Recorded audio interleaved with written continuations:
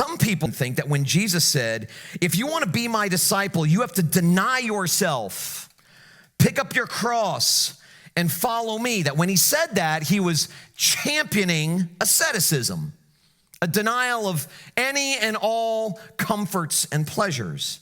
Is Jesus saying there that we need to refrain from all pleasure and all comfort? Is he saying you need to suppress every desire you have?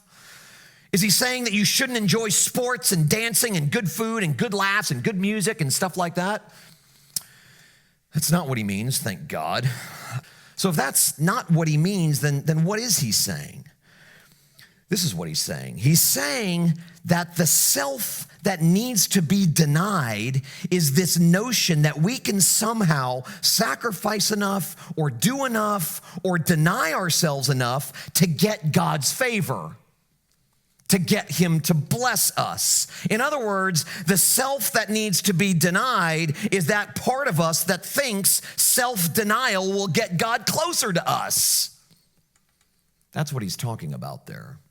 Now, there is obviously, it goes without saying, proper place for us to deny ourselves. There are certain desires we have because we're broken people that are destructive.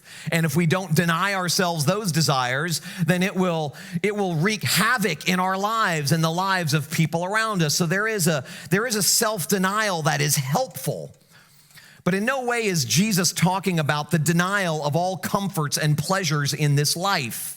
That's an extreme form of asceticism that sort of has this idea that the more I deny myself comforts and pleasures, the more God will be obligated to draw near to me, the closer to God I will get. That's the stuff that Jesus is saying we need to mortify, put to death, do away with. And then when Jesus says at the end of that verse, to pick up the cross and follow me, what he means there is taking up the cross means that you trust Jesus did all the right things required to secure our place in God's loving arms forever, and that there's nothing we can do or fail to do that will change God's mind about us, ever. That's what it means.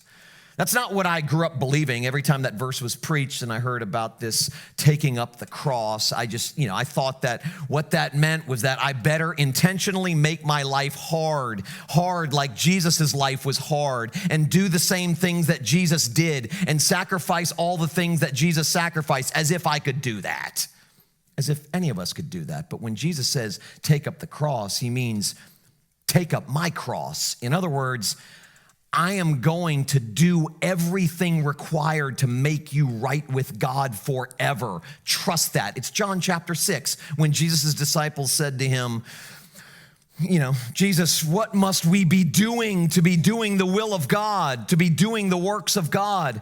And Jesus replies and simply says, believe in the one who he sent. That's it. God doesn't need any of our good works.